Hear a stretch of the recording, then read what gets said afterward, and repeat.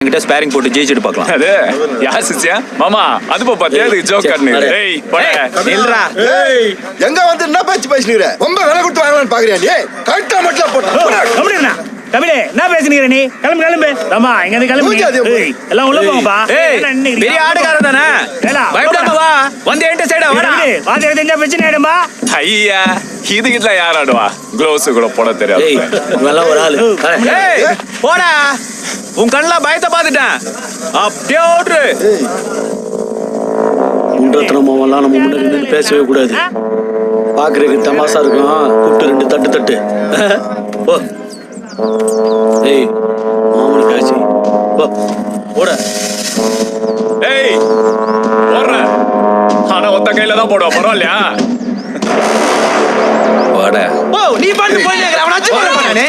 வந்து